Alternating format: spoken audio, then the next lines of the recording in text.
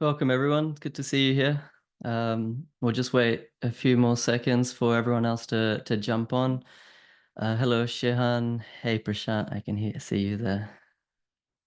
Hey, Amber. Hey, Sabi. Hey, Maluli. Good to see everyone.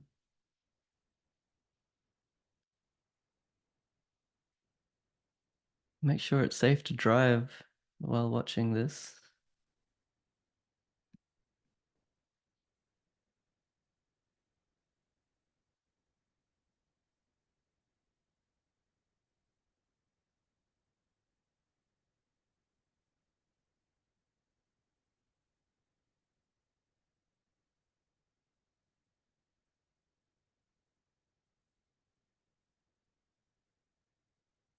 I'll just wait a couple more seconds and then we'll get into it.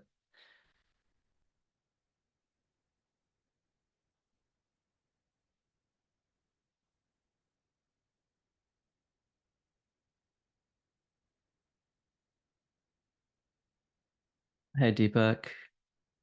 Good morning, Zor. Good morning to everyone. All right, let's kick off, guys. So thank you for coming.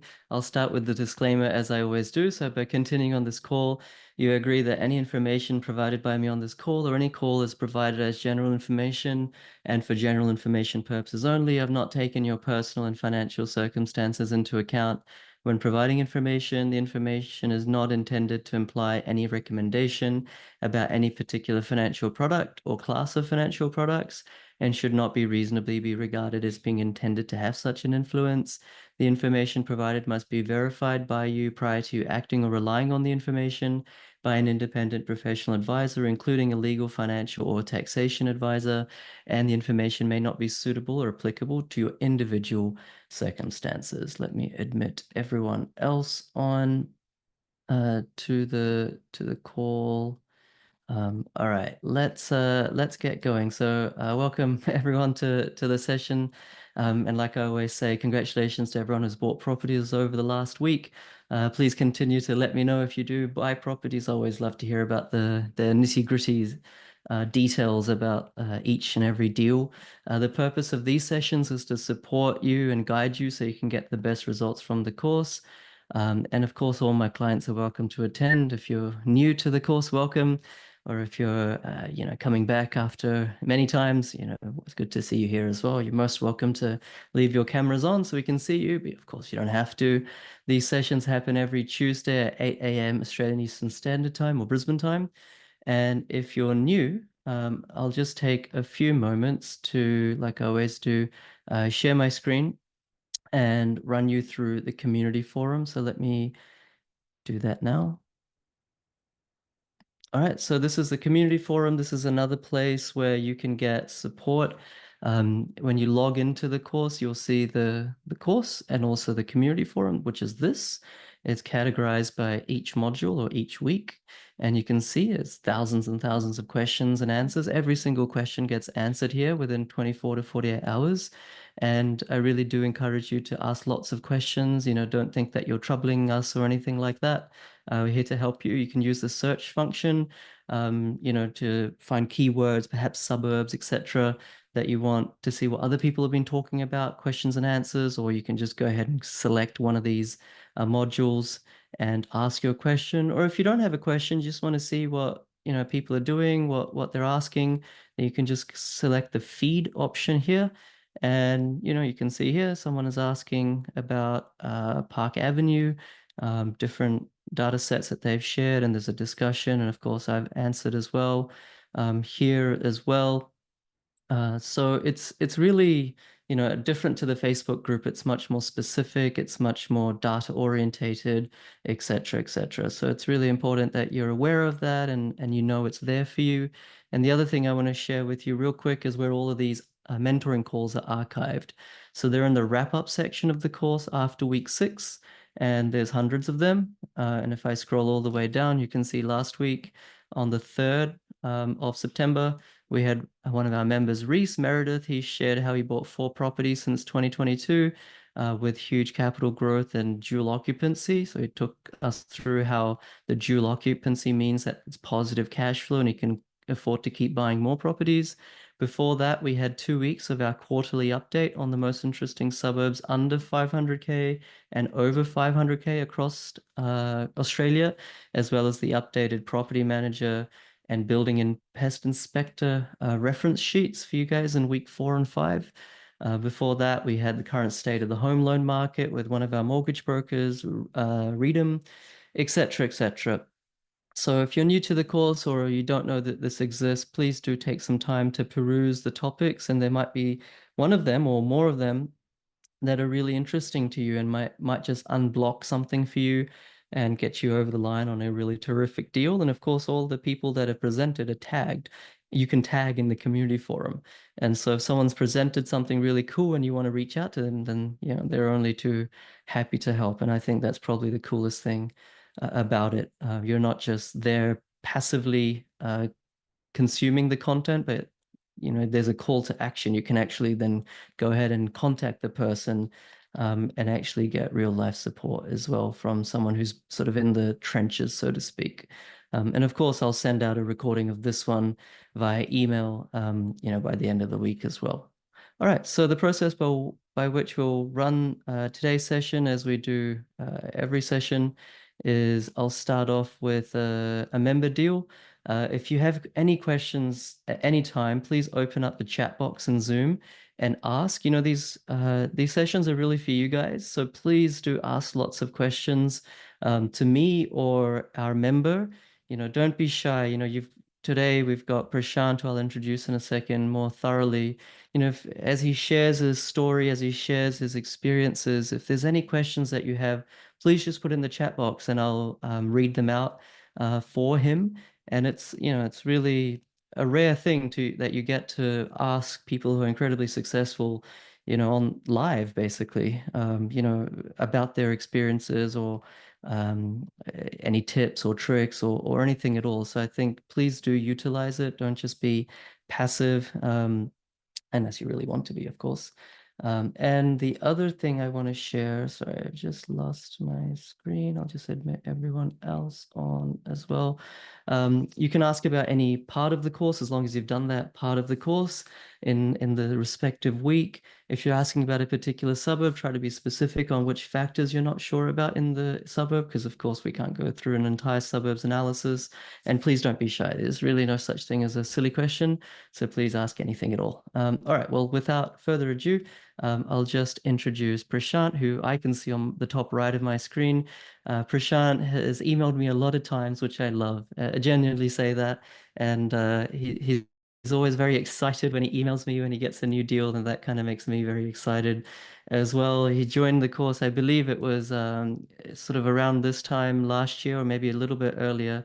And since that time, he's bought 4 investment properties, if I'm not mistaken, both in Queensland and WA. He's got, a high yield. He's got things off market, etc., etc. But I'm really grateful, Prashant, that you said yes to coming on and sharing, your wins and also the challenges that you had for the benefit of everyone. And on behalf of the community, I just want to say thank you. Thanks, PK. Yeah, firstly, before I get started, thanks for providing a beautiful launchpad for investors like us. Prior to this, I had zero experience into property investing, and it was funny. I work at Accenture. I am on a relatively modest income. Do manage multiple teams, multiple portfolios within my line of business, but when I was walking through the corridors of Melbourne, and my friend said, "Hey, do you know PK Gupta?" And I said, "No, who's he?" So he's just another property spruiker, or what is he? So he kind of told me, "Hey, he sounds genuine, authentic. Why don't you give him a try?" He was looking into it, and ever since he told me about you, PK, I went into your YouTube videos, and so many people have spoken about this. I kind of Netflix binge watched your videos from probably 9:30 at night till 12 midnight, and it was so good. The first video that I watched was why you don't require a BA, which I think is quite a long video, and it really opened up my eyes because I was this close to signing up going to a buyer's agent in Sydney. I won't make call the names, but I was quite glad and there was no turning away from there. And yeah, my growth has been exponential ever since then. So thank you. Oh, wonderful. Well, thank you for sharing that, and thank you to your friend as well who recommended it. Just before we get into it, like just one question that came to my mind is, you're obviously, busy with working at Accenture. I also know what it means to work at a professional services firm. It's you don't get a lot of downtime, especially if you're, managing multiple teams, different time zones perhaps, etc. What was your experience like in terms of sort of managing that and like, just personal life, family, all that. And then, because you've bought four properties in like 12 months. So uh, what was that like? Was it like another job on top of everything else? Or is there any advice around time management or anything like that that you can give to people? Yeah, yeah, I think the time management was critical. It comes means I could pat on my back because at work I need to juggle multiple meetings, multiple schedules and stuff. So that's something that's quite critical for me at work. So that really helped. I think the penny drop moment was I need to take care of my money and my investment and secure a financial future. I was only looking at one portfolio, which is the stock side of things, and I wanted to make sure, okay, this seems less volatile. I like the power of leverage, so how can I put that? So when I went through the course, the content was pretty self-explanatory, and I thought, okay, that seems simple. Why aren't people doing it? So once I got into the data, start doing it, I think it was more of that conviction. And I think my missus was quite keen as well. But she said, hey, I do not have time, so I entrust you with all the decision making. So that was beneficial. It helped me in certain cases as well, where I don't have to bounce off everything off her as long as I'm following the guardrails within that. In terms of management of time, it was quite critical for me to probably take lunch breaks whenever I was doing calling the agents, whenever I'm going for coffee breaks, stepping out. All it takes is a few hours. It was a bit difficult when I was hunting in WA because of the time difference being 3 hours from Melbourne. So I had to literally wait till the lunch break before I could call WA agents and others. But I built up the rapport, some of the agents were even happy taking up my call at 7 o'clock in the morning or even after hours. So that was quite helpful. Right, right. No, it's the time difference can be a little bit tricky, and I'm surprised that in such a hot market the agents were entertaining you so early in their morning. But I'm glad that worked out for you. This is kind of I wasn't going to ask this question, but given you brought up stock investing, I'm genuinely curious, and perhaps there'll be a lot of people on this call in the same boat who do have, like a stock portfolio, and now they're diversifying into real estate. Like leverage is often used as a key argument of how real estate or property investing performs really well compared to stocks. Um, but did you ever consider like leveraging your stock portfolio, and why didn't you just continue, I suppose, I don't know, doing a course on stocks and really doubling down on that rather than going into real estate? Yeah, I think I did not come across a super structured course just on stock investing that I came across on property. So the data was quite disparate. There were too many data sets to play. The trends, the stochastic trends were not looking very there was not a clear way for me to analyze or predict if the stock is going to grow. It's and where I was getting information was primarily through the sources that was available to me in more of an offline fashion. I would rather say I was quite happy for me to have made money from stocks, both local and international stocks that I had put. but I was trying to say, okay, there would be 1 month where I would have a lovely return. And if I'm not closely monitoring and watching, and I'm not doing the transactions on a monthly basis, I had to be a very active investor for me to have made some real benefits, or just be happy or satisfied with some of the ETFs that were available that would give me a more balanced growth.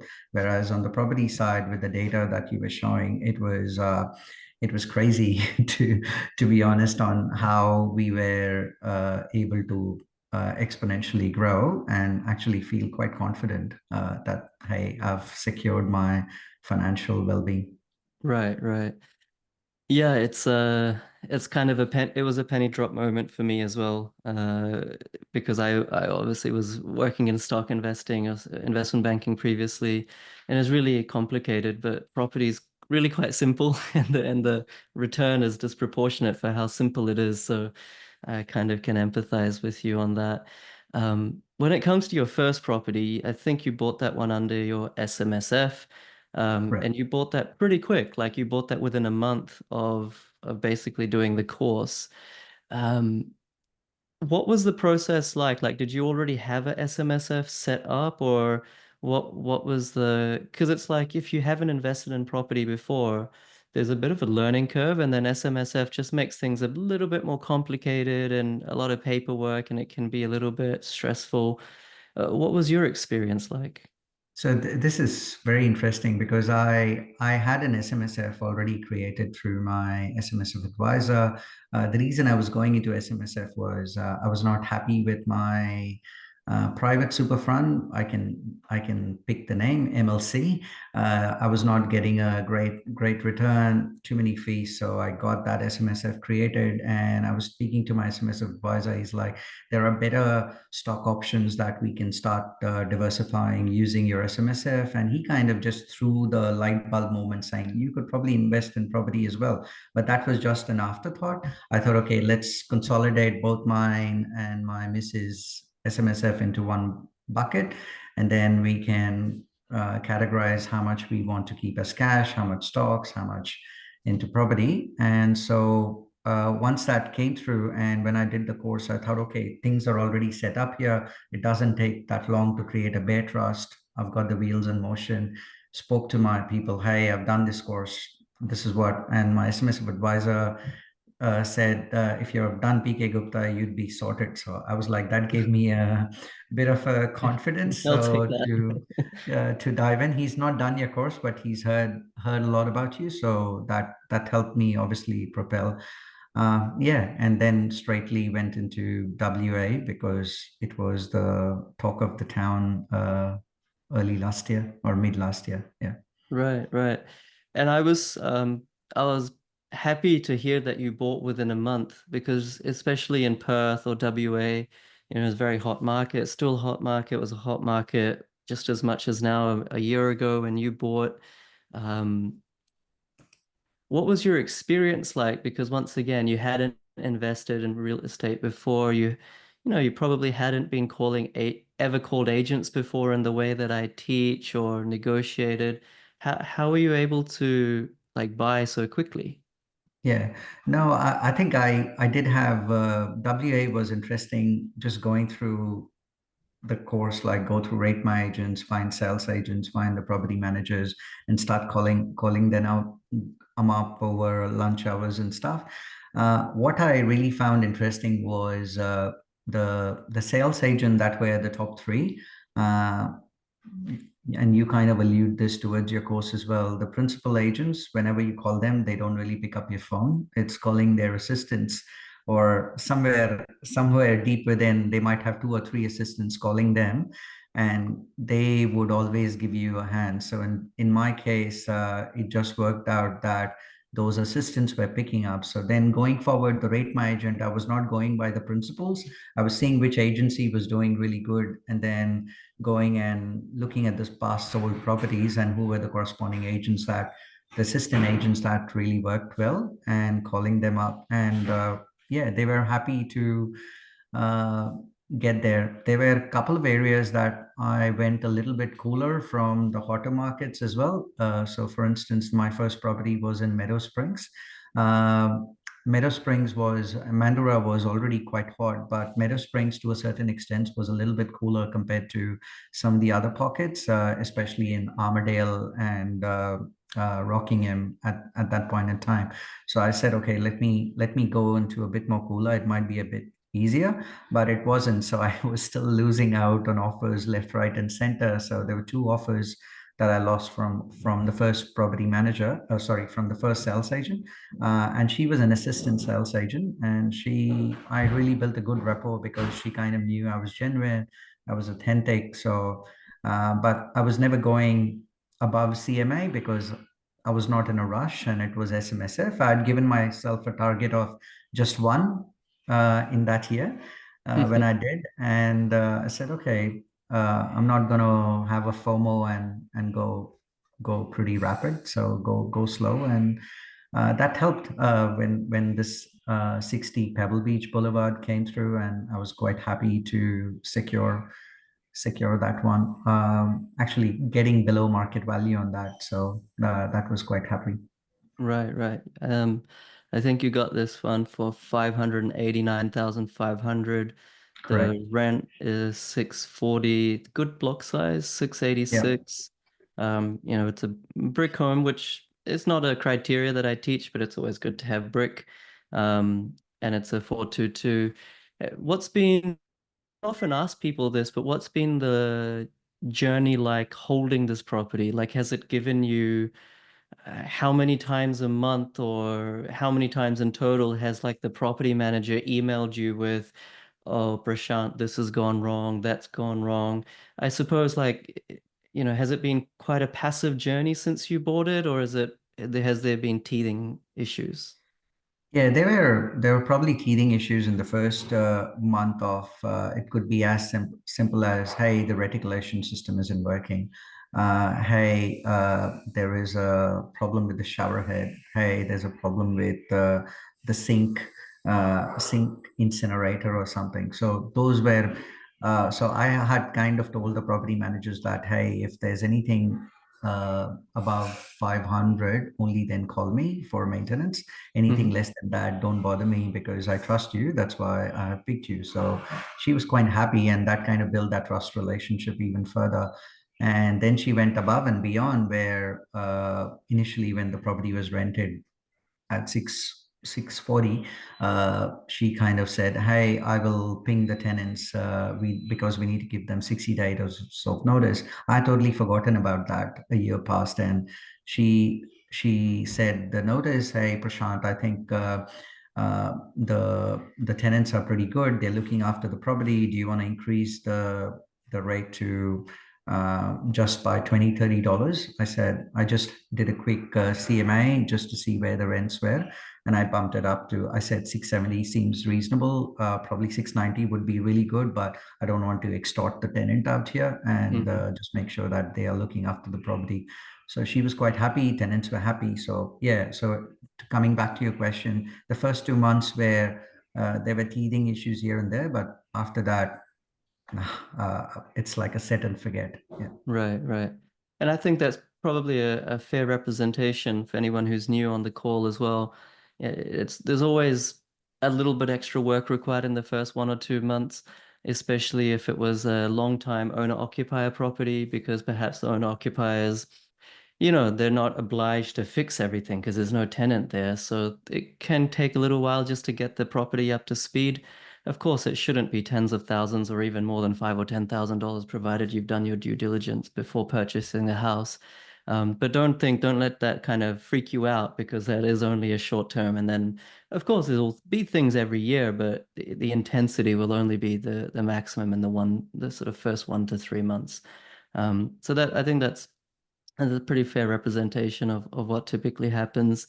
And then you did go to that sort of Armadale, sort of Kemscott area for your second property.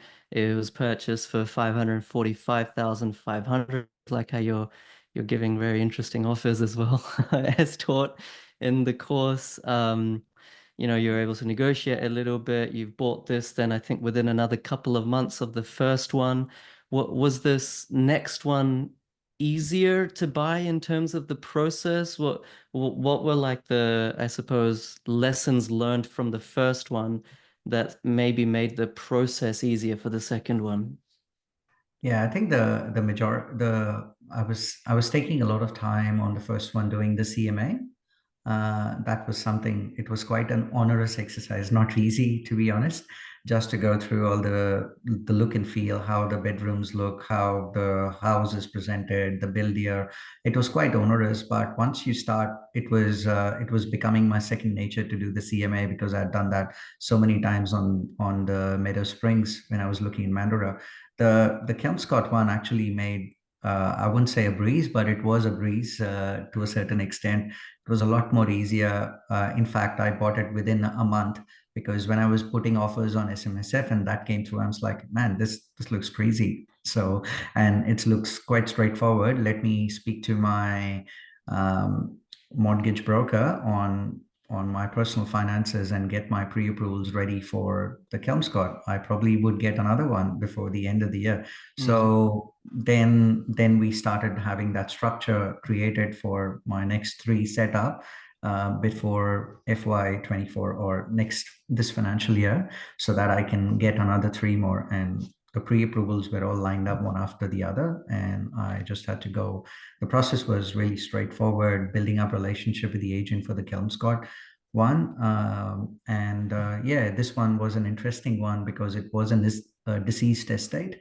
And the but even though it was deceased, because the market was so hot, the property manager that was recommended through the course, I didn't go with the Mandurah one because Mandurah agent didn't operate in Armadale, so I had to pick another one. So I went with a really good property manager here in Kelmscott, who actually got me brownie points with the Kelmscott agent because he was quite well known. Okay. And that helped me actually to a certain extent, saying, okay, this is a genuine buyer who's keen. And there were like 15 people who rocked up to an open. So I'm like, okay, there's a lot of competition. So I'm if I pay on CMA, I'm not going to get. So I was okay to pay 30K above my CMA because I was seeing Armadale like going shooting the stars. So I'm like, I would make my money in no time. So yeah, don't repent it at all, PK. So it's valued, it's grown above 20% in the last year. So quite happy with the yield as well. And I have my rent renewal coming up soon. So Right, right. Yeah, I mean, it's a really good point that you said that the first property took a little, it was a bit tedious to get the CMA right. And I agree with you. The first time you do the CMA tool, it's like, it's rather subjective in a lot of categories. And I think it's really important to do that. It's really correct. important to go through that process for yourself because there's no replacing the knowledge that you get from going through that process. You're going and using an automated CMA tool from different websites online. They're all wrong, but you'll never really understand why the property is what it is worth, what it's worth. And then once you understand that and you kind of internalize, okay, I understand why properties are worth this or that, then you can use that with dexterity, as in your case you saw that, okay, by the time I settle this it's going to be worth more anyway, so might as well get ahead of the curve and secure it. And that maybe is the difference between someone who doesn't do the CMA and then constantly misses out on properties because they don't understand that indexing principle or just how fast properties are rising. So I think that's a really solid point that you made. And it strikes me that, of course, Armadale, Kamsk, all that area in Perth is still very hot. It was very hot when you bought. There are some people who find it difficult to buy, and then it sounds like it was kind of like breezy for you to use the word that you use. So I think sometimes property investing can be simple for the simple and complicated for the complicated. And so I think one thing that I'm taking away from what you're saying is just keep to the basics, keep to the principles, and don't overthink it. Like for the second property, I don't know if you can remember, but like how many hours a week did you dedicate to buying Yeah. that property? I would probably say 15 to 20 hours. Uh-huh. Yeah, 15 to 20 hours in total to actually buy the Kelmscott one. Yeah. Is that over Over like over probably 3 weeks. Yeah. over 3 weeks? Yeah, so that kind of makes sense because I tend to recommend, 3 to 5 hours over 1 or 2 months. So you've done it in a condensed period of time. So Yeah. yeah, that's really all it should take, and that's been my experience as well. You mentioned this one has already grown 20%. The Meadow Springs one that was bought for 589,000. How much do you have a gauge on the Uh, market? I haven't done a CMA on that, but it's roughly around 19 to 20% as well. So it's around Yeah. sitting around that 700K mark right now. So, and the yield is close to 5.9. Yeah. Brilliant, brilliant. Yeah. Okay, so then you had two in WA. Why did you not buy more in WA, perhaps on, a different part of Perth or different, north side of the river? Why did you pivot to Queensland at that point? More so, I was looking for some sort of diversification and also land tax because I was buying these in the property that I bought in Kelmscott was in our joint names. And I thought, okay, fine, two in WA. I wanted to go less than 500 because my pre-approvals were set for 500K borrowing capacity. So I'm like, okay, less than 500K. The options that I was getting more was in the Bunbury region if I go further south, or probably somewhere close to the Butler, Alkimos, those kind of areas. But they were relatively newer builds, smaller blocks. So I was not super keen on those. And I didn't want to go through the Nolamara and others because the rent percent was quite high. So I was like feeling, okay, there are quite a lot of trade-offs. Let's pivot to Queensland because I was already when I was buying Kelmscott towards the end of the year, I was doing a DSR update and trying to find some cooler pockets. And Townsville came not so much cooler, but when I dived in back then in February, March actually, it was quite interesting. I lost a lot of offers Yeah. when I was going into Townsville, like almost like 8 offers I lost before I could actually settle onto this one. So yeah, quite happy. And this was an off market in Townsville. Yeah. Right. Was it by missing out on one of the offers that you had built a relationship with an agent, and that's how, because this one was off market, correct? Is that how you got this one off market? No, not really, actually. So it was I lost offers on multiple, and this agent got tapped on by another agent that I had lost. So she kind of said that, "Hey, Prashant has been losing quite a lot, so he's putting the right value." So that agent actually reached out and said, "Hey, what are you after?" And I just had to send her an email, and she said, "I might have something for you, but you got to come back pretty quick." So I said, "How quick?" So she's like, "Come back to me in a couple of hours." I said, "Yeah, that's easy." So yeah, it was pretty quick decision. In this case, the lady was it was an owner occupied. The lady was moving to Woomba, and she wanted to. She said anything above 475, and the home is yours. And I did my Mhm. CMA. It came to 478 500. I didn't pay less or more. I paid on CMA. I didn't Mhm. want to be greedy and say, okay, can I pay 476 and see I might snag a 2K bargain or something. So penny wise, pound foolish. I didn't want to lose out. So I'm like, yeah, I gave that and it got signed literally in 24 hours. Yeah. Right. That's a good lesson there for all of us, in a hot market. Yeah, don't worry about, saving 2K or 5K. It's better just to secure the asset, and it's going to go more than 2K within a few or even 1 week, I would say. Correct. And this one was can I share the address of it? Yeah, yeah, Yeah. absolutely. Yeah, It was 4 Rushton's Way, Mount Louisa. right. Um, 601 square meters, built 2012. I don't know if you know the answer off the top of your head, but people are always asking this in terms of the depreciation schedule.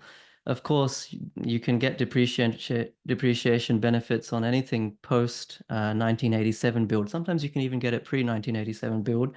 But have you had a depreciation schedule done on this? I'm just curious. Yeah, 2012 yeah, build, I did. I got close to around 4,900 to 5K return on this year on right? year with the is that the prime cost depreciation, or can't remember one of the two things that they do. Yeah. So Sure. yeah, it was quite worth it. So I was quite happy. I was not going in saying that I wanted 2012 built home, but it just so happened, and the property presented itself very nicely. So I actually attracted in Mount Louisa, similar properties were being rented out for like 630, 620. But because this property was maintained quite well, it rented higher than what I anticipated at 650, which was pretty good. Yeah. Right, Sorry, right. 550. Yeah. 550, Yeah. 550. And guys, as we carry on the conversation, if you do have questions for Prashant, if you'd like him to elaborate on anything, if you have any questions, please just put his name in the chat and maybe a hyphen and ask your question, and I'll read it out. And in terms of this one as well, you secured this, like you said, very quickly. And I'm just asking once again on behalf of the community, um, how fast are you doing like the week 3 analysis on each property? So you've selected your suburb, you see a property. Is it taking you like a couple of hours every time to figure out if that's a good property you should go for, or is it taking you less? Is it taking you more? Is there any trade-offs or 80/20 principle that you're applying just to speed up that process and really figure out quickly, should I go for this property or not? Yeah, so that's a really good one. Most of the, roughly, it would take you, I would say, half an hour to actually go through those week 3 factors. There are those non-negotiables that I would look around that you say that, okay, for when if it's next to a power line, don't bother. When if it's next to um, uh, in a flood zone, don't bother. So I was basically looking at those key ones. There might be certain ways, like my Kelmscott one was almost at a T junction. And I was kind of okay because the T junction was not really hitting, even though the T junction, the lights were hitting the garage kind of thing. I was Hmm. okay with that trade-off. Similarly, in Rushton's Way, actually, I didn't have much to. It was on a lower socio economic neighborhood. But speaking to the property manager, he was like, "Yeah, it's not like you've got thefts and stuff going on." Hmm. And I was not too concerned because of the way how Townsville is growing and Hmm. how the population is diversifying as well. So with all the gentrification going on, I was fairly confident that this property would present itself nice. So coming back to your question, yeah, roughly half an hour to go through the week 3 characteristics. Yeah. Yeah. I mean, I hope that encourages everyone because, it doesn't need to be a laborsome process. For your second property, you said it took you 15 to 20 hours. 15 to 20 hours, I think if you go about things in um, a focused way, then this whole process of buying and becoming a property investor needn't be um, like burdensome. It shouldn't really detract or affect your lifestyle as a person. So I think that's really inspirational how you're sharing all of that. And then let's go to your last property. So this is now uh, 4 properties in 9 months. This one was just settled in July, so not too long ago. You bought this one in Beaconsfield. It's purchased for 475. Rent is 620. So I think this is probably like one of the higher yield ones that you bought. Block size 791 square meters. And it was a really, really, I mean, there's no surprises, really, really crazy market, really, really hot market in this one. And you mentioned in the email that, at this point, you'd become really adept at making emotionless offers with conviction. And I think this is, I mean, this is sometimes we don't like to talk about it because it's not like technical, but let's just talk about like the emotional side of investing. By the time you find a property, you do your CMA, like you said, it takes you less than an hour to figure out if that property is the one you want to go for. So you've invested some time and energy, and then naturally, the human tendency is to say, I just want to get this one, right? Because I've already put some effort into it. How did you how did you deal with missing out on properties even after putting some work in? Like, did you at any point become demoralized, and think, let me cut some corners, take some shortcuts, or maybe put in a unreasonably high offer because I don't want to go through this process again of missing out on properties? If you don't mind sharing your mindset around these things. Yeah, no, really good question, PK. And probably in the when I started with Meadow Springs, when I was losing out on offers, there was a bit of, oh, this seems like a grunt. It's not that as easy as it sounds. But when it came to my fourth one in Mackay, I was laughing at it in terms of joking at it, saying, okay, nobody. If I'm paying CMA, it's not even working out. But I was quite hell bent in this one that I'm not going to go above CMA because there were some extraordinary prices people were paying for the homes in Mackay to get, and I was actually competing with a lot of owner rocks as well. So the mindset was stick to the book, pay it. If you don't get it, just have the fear of it's okay if you don't get it, and time will come when there might be another cooler market. So I had given myself 4 weeks to buy in Mackay, and if I couldn't buy, I was ready to pivot to some of the other cooler markets, perhaps in Gladstone or in Rocky somewhere, to actually see where I could go. So kind of my partner, like my alternative was to move, if not Mackay, go there. So I was quite adept. But again, lots of offers lost here, but yeah, eventually got there. I really got a good property manager in this location, which is very hard to find in Mackay because people were charging money to go do inspections and stuff.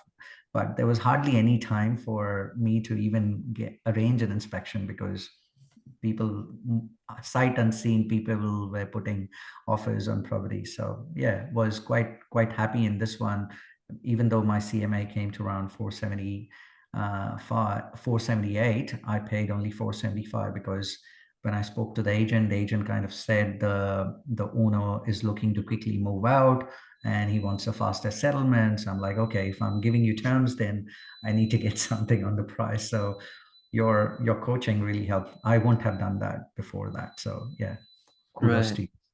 Oh no, I mean, kudos to you for implementing it.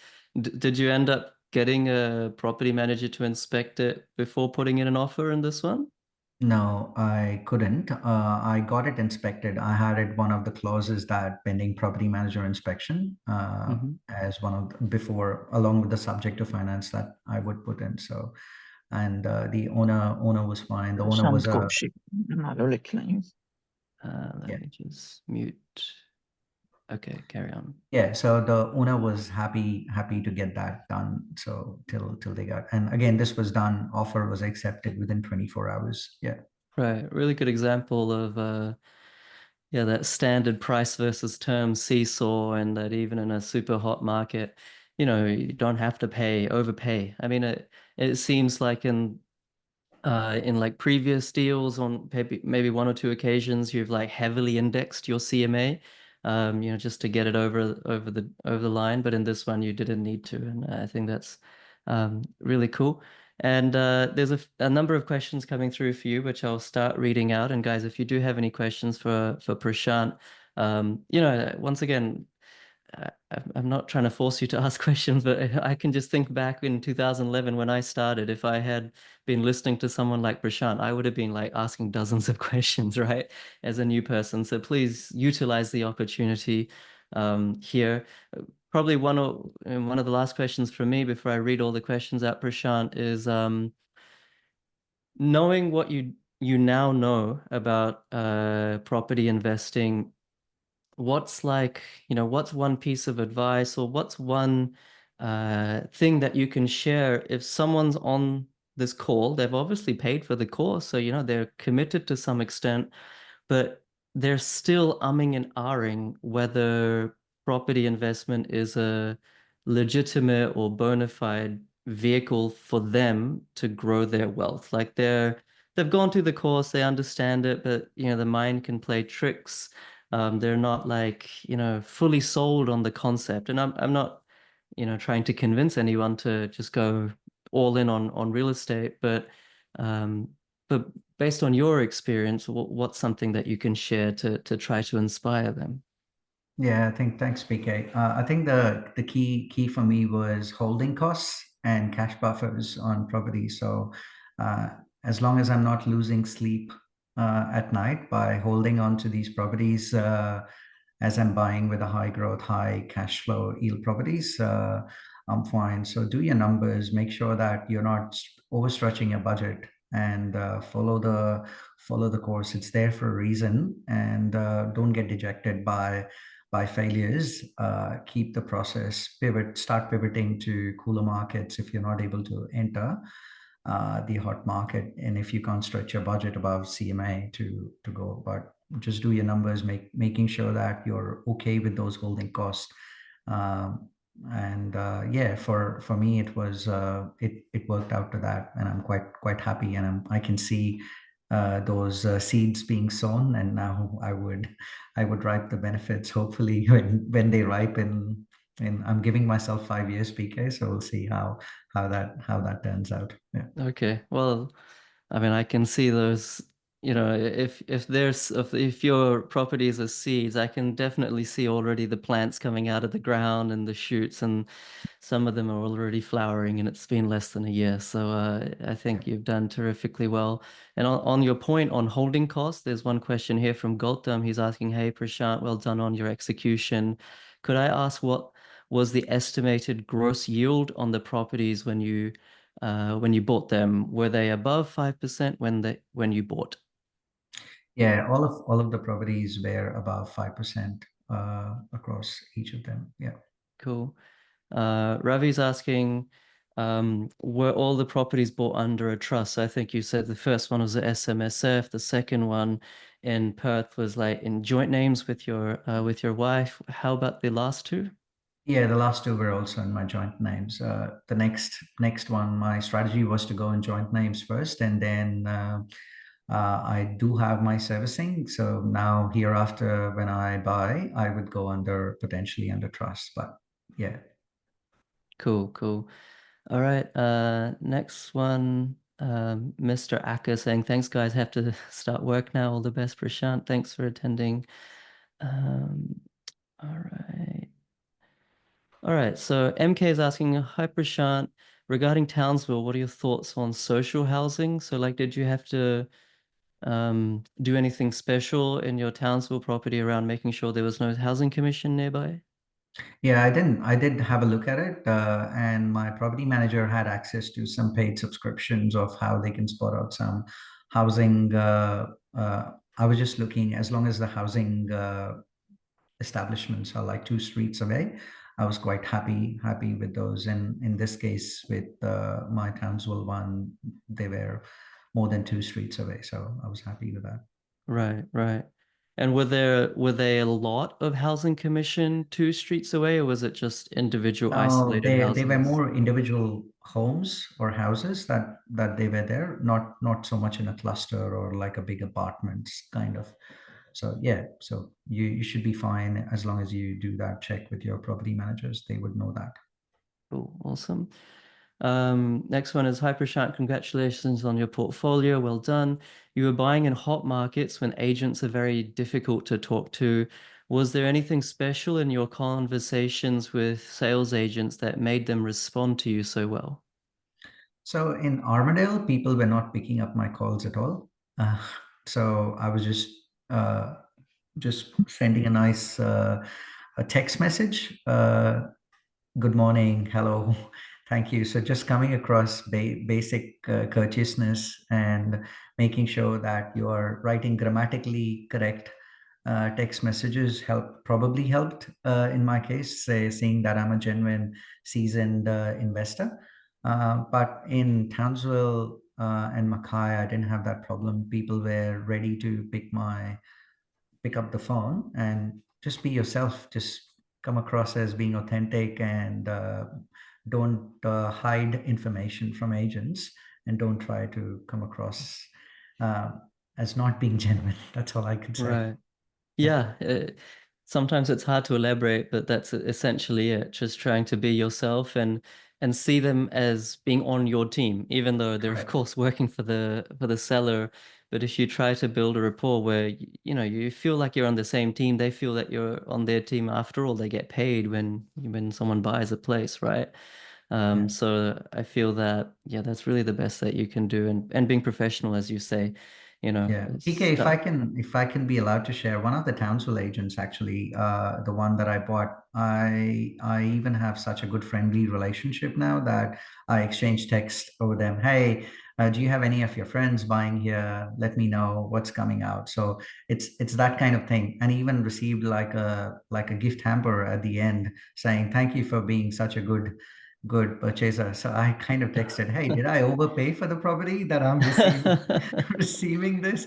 But she's like, no, Wait, no, no. you got the So, gift hamper, or they gave it no, to I you? got a gift hamper. Yeah. Oh, that's On, the first I on, heard of that. That's for on sure. buying a Mount Louisa home. And this agent has been coming up in the Townsville market, growing their base. So, and I Uh-huh. told, hey, I'm buying for my friend. So probably, I don't know, that was more of uh, a token of thanks. But that Right. was a gesture that I've never experienced before. So, which was pretty awesome. Yeah. Oh, that's really nice. Yeah, I often get members telling me that once they buy their house, wherever it is, then they get like a barrage of off-market deals because now they've built a relationship and they're like, well, I already bought there. I don't want to buy there again. And it's like, but now they're getting all these off-market deals. So Yeah. it's yeah, relationship goes a long way. I don't know if you're comfortable sharing. There's a bunch of people asking for like the property manager details and like whether it's Mackay or Townsville.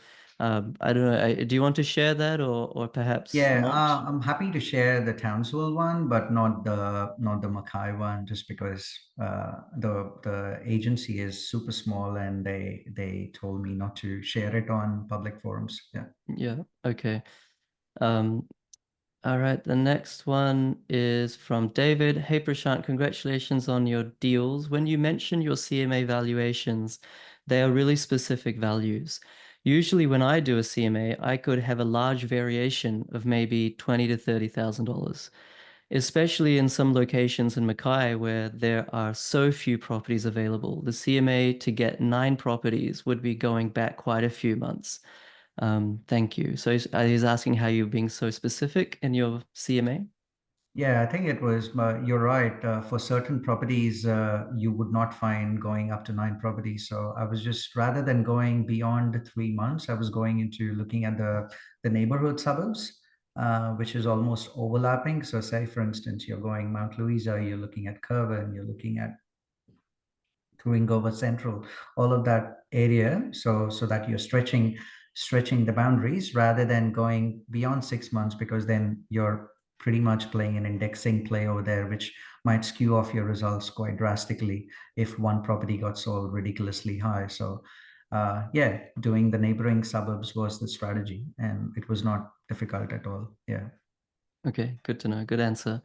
Last couple of ones. Gautam is asking, hey Prashant, quick one. Did you make any of your offers more compelling by loosening the terms of the initial offer? Um, So I think what he's asking is, did you go back and forth in the negotiation process and give a lot up to ultimately succeed in buying the property?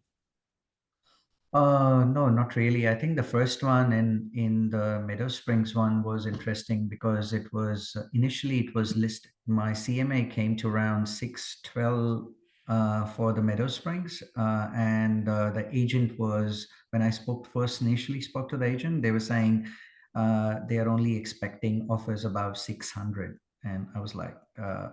No, I told her, I was quite honest with her, saying, "Hey, I don't think the property is worth that much. So would you be open if I put an offer below that?" So she's like, "Yeah, put whatever you can." So I stuck to the 589, 500. I gave the offer, and she said, "Sorry, the owner has not accepted your offer." I just moved on. And on comes a call 2 days later saying, "Hey, the owner has actually changed their mind and they're happy. Would you go closer to 595?" I said, "No, I would not," because that's the price that I gave. And then the property was all mine. So I think stick to your CMA, how you're doing, you'll be fine. Yeah.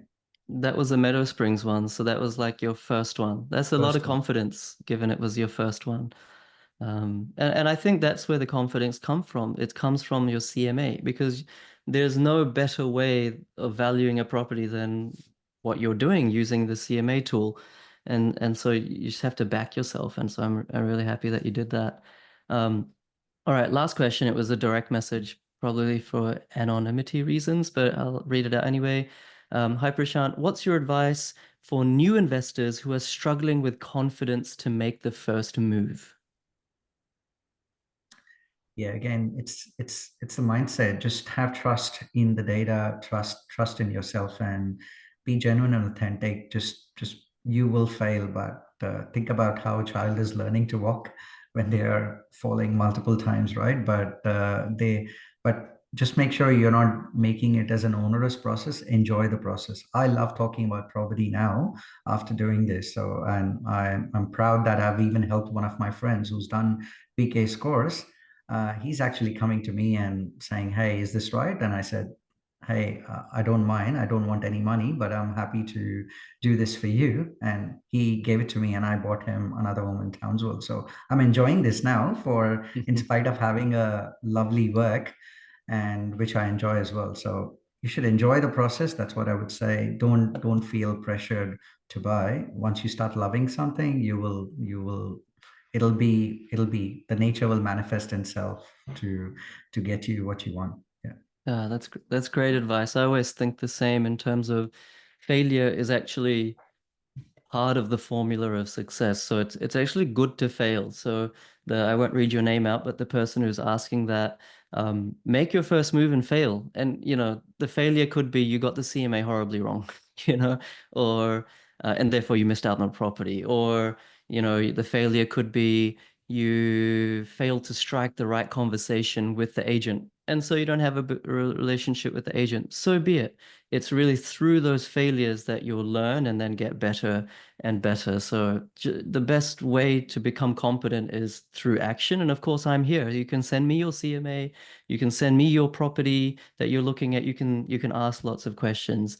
Prashant didn't really ask me a lot of questions. He kind of did a lot of it himself. So I can't really take credit too much. But I just want to say, Prashant, thank you for sharing your experiences, your learnings, your successes. And I think you clearly enjoyed the process because the way you talk about it is, with a lot of joy. Well, you did buy a lot of properties, but I think you enjoyed the process.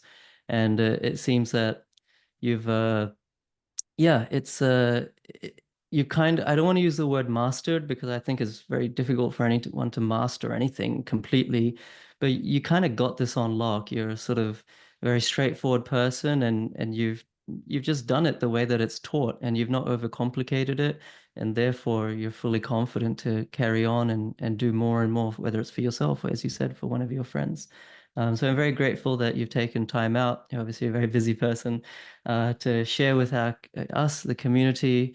I'm sure everyone got a lot of benefit. Guys, if you did get a lot of benefit, please give Prashant a congratulations in the chat, or give him some sort of feedback in the chat, because he didn't have to come on and share, but he did early in the morning. And on behalf of everyone, thank you so much, Prashant. Thanks, PK. Thanks, everyone. Good luck. And if there's any questions that Prashant hasn't answered, or you had follow-up questions, then like I said at the start, I will tag him in the community forum. And of course, he's not obliged to answer anything. But if you do want to ask follow-up questions, then you can tag him, and if he feels appropriate, he can answer there as well. So it's not the end of the conversation per se. All right, well, let me use the last few minutes to answer your questions that were directed at me. Arjun, you're saying, "Hi PK, came across another tool called Suburbs Finder. It appears a common and comprehensive tool used by buyers agents as well. How similar, different is this tool from DSR? Would you consider incorporating this tool in week two or week three?" So there's different tools out there. There's like Service Finder, there's obviously DSR, there's HTAG. When I started, there was none of these tools available, and I did it based on the raw data from CoreLogic data sets. Most of these tools basically provide similar data. And so DSR is a very easy user interface. and that's why I like it. I may be transitioning to another tool at some point in the near future. These tools have become quite commoditized. There's more than 10 actually available in the market for different price points. It's most important thing is how we interpret the data and not just the first 6 or 7 factors, but all the other factors that you have to glean and deduce from other sources. So yeah, I may incorporate it in the future, but it's quite duplicative of DSR. Pramod, good morning, Pika. I've been doing suburb selection analysis and shortlisted approximately 30 suburbs. I've noticed however all these suburbs have surpassed the 36-month median by more than 50%. I'm unsure if I've missed the ideal time for intervention or if I should continue to observe and wait. Perhaps there is a need to revise the parameters. So perhaps you haven't selected suburbs. Pramod, what I would encourage you to do is in August on these mentoring calls, I went through over 100 and I think 130 suburbs that do meet these parameters and that are the most interesting suburbs and that haven't grown too much. So perhaps you've missed something, I'm not sure, but go back and watch those 2 mentoring sessions. They're in the archive section and the wrap-up section of the course. And then you can see what I'm talking about and then try to reverse engineer, and get to the same results. If you follow the system, you should be able to get to the same results organically though anyway. So don't fret. You're not too late. You don't have to wait and observe. There are many, many, in fact, more than 100 suburbs you can just go for right now and invest in, pending, of course, your specific strategy. Sam, how much percentage for suburb factor other than DSR data effect for capital growth? I'm not sure I fully understand that question, Sam. Apologies. Ravi, hi PK and team, new to the course, going through, what are you saying? Going through DSR suburb analysis and demand to supply ratio reduced from 72 to 53. Is it okay or impact? I have 50 properties in the list after reducing ratio to 53. Yeah. So in the latest suburb selection system PDF in the downloads, there's actually updated parameters. So we've actually reduced it from 73 down to in the 50s, low 50s. And so as mentioned in the welcome video and the welcome email, and also in the description of week 2, download the latest suburb selection system. And there's 4 factors where the thresholds have been changed. And there's tutorials in each of those 4 as to why they've changed, what they've changed to, and the rationale. So yeah, you're on the right track. Hook, I think that's how you pronounce your name. How low can we go for statistical reliability? Is it a must to meet the criteria set minimum 51? Yeah, I mean that's the criteria is as taught. However, you might find sometimes a suburb misses the grade just because it's that month that you're looking at. So let's say it's high 40s. You might want to look at the trend for statistical reliability, and you might find that actually in all previous months it was above 55, and it's just this month it's come down. Maybe there wasn't many sales, and so therefore you could include it as well. So if you really want to expand the basket of suburbs, maybe bring it down to high 40s, but then make sure you do that analysis to see, okay, is it just an anomaly? And actually in preceding months it was pretty solid. Could you share the name of the SMSF company?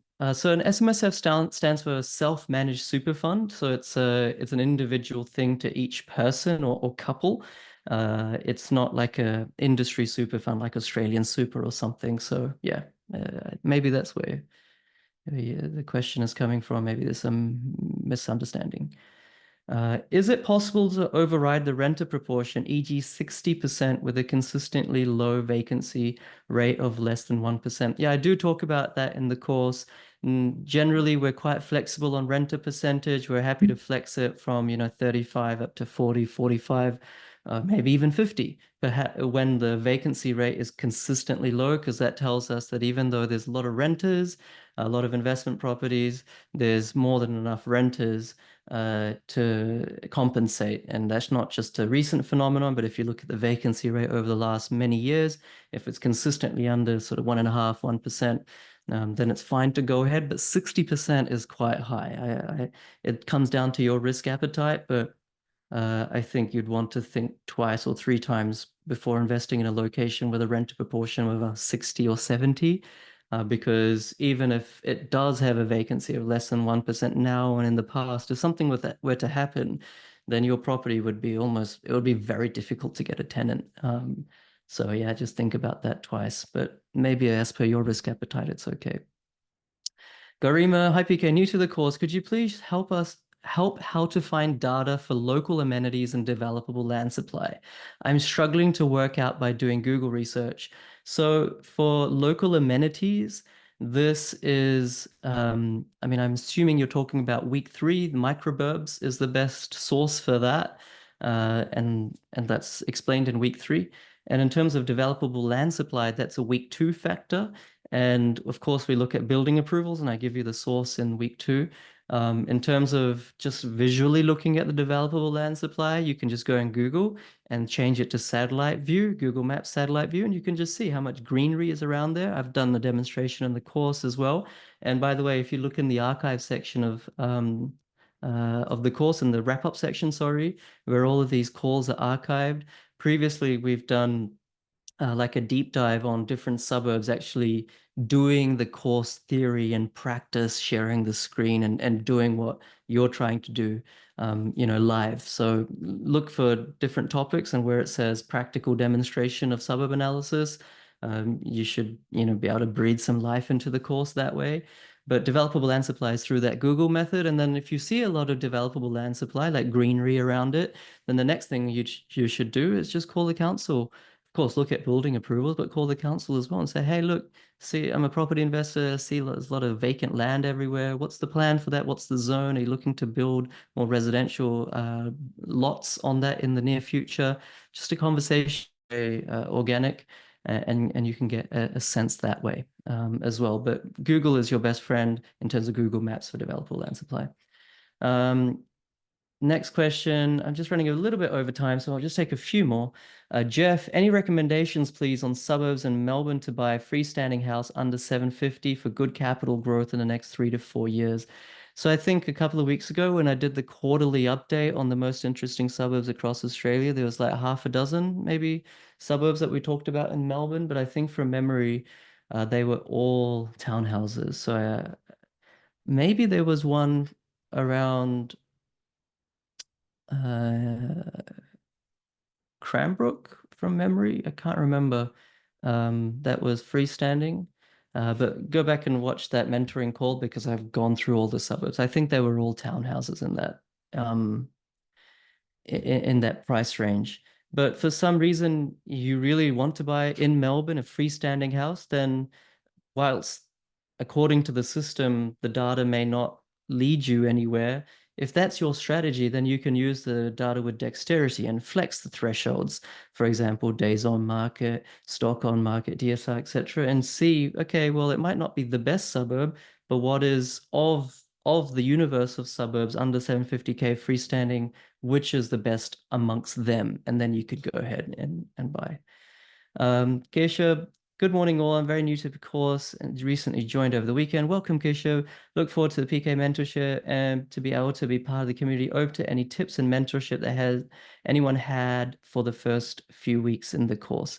So I think you must have enjoyed the session today, Kesha, with Prashant, because I think he answered a lot. I mean, he kind of shared a lot of his tips regarding what you have mentioned. But welcome on board. What other questions? All right, this is the last question I'll take because I know I'm very over time. We recently bought a property in Mackay region. Thanks for the community's help. We would like to buy one more and looking for recent data. I still see Mackay suburbs are matching the yield and other criteria. Would you recommend buying another one in the same region, different suburb? As you always talk about diversification with limited options given recent decent yield, we are not sure how to proceed further. If you had to pick between yield plus capital growth and diversification, what would you choose? Thank you. So I think diversification is always a good thing. Mackay is a very strong, the short and long-term economy. I would probably be more coy towards saying buy two in a place like Gladstone, where the diversification is around construction, manufacturing, not as diverse of an economy long-term. I've mentioned that in more detail in the past on these calls as well. But Mackay is now, if you're asking me personally, and of course I can't tell you what to do. I wouldn't buy 2 in Mackay because I have very, very low risk appetite. But I know members who have bought like 3 in Townsville, 2 in Mackay, 3 in Rocky. So it comes down to your individual risk appetite. Yes, regional Queensland does give you the best yield. There's no doubt about it at this stage in the cycle. But you know, if you think about it in the long term, perhaps diversification will pay dividends because at some point Mackay will stop growing. It might even have a correction. And if you buy somewhere else, even though you may need to be a little bit more circumspect with their household budget, given the yield story, you know, you might see that, okay, when Mackay has a correction, this other place continues to go up. And so therefore you can continuously grow your portfolio. So those are some considerations. Um, yeah, probably not the best of answers, but it's a very subjective thing, and that's how I'd approach it. Guys, I'll wrap it up there. Thank you for being here. If I haven't answered your questions, I think there's probably a few questions I missed due to time, then please just copy paste them right now and put them into the community forum. I do want everyone's questions to be answered. And so please go ahead before you log out and put it into the community forum because every single question there does get answered. And I want everyone to get fantastic deals, just like Prashant has. Thank you so much once again, Prashant, if you're still on the call for making time. I hope you guys really enjoyed this session. I mean, that was a very articulate presentation from Prashant, and I can see a lot of people thanking him in the comments. So I love this community. Thank you for being here. Please ask lots of questions on these sessions, a community forum. Please email me if you secure a deal. Please don't communicate with me though on Facebook Messenger, on the group, or SMS, WhatsApp, LinkedIn, X, Instagram, phone calls, etc. Keep it to these sessions, the community forum, and the private email. As stated at the start, none of this was professional, personal, or financial advice. Please go back and watch that disclaimer. And good luck. Happy hunting, everyone, and have a great day ahead. Thanks for being with me. Cheers.